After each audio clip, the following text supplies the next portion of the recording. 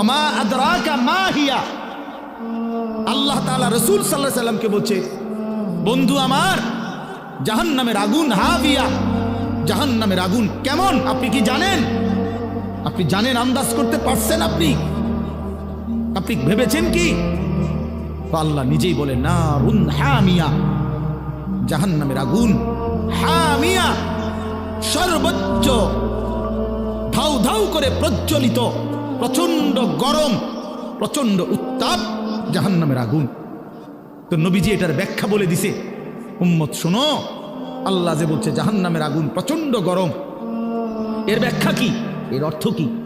আল্লাহ নবী সাল্লাল্লাহু আলাইহি সাল্লাম বলেন, নারুকুম হাদিহি জুজউম মিন ৭০ জুজআম মিন নারি জাহান্নাম।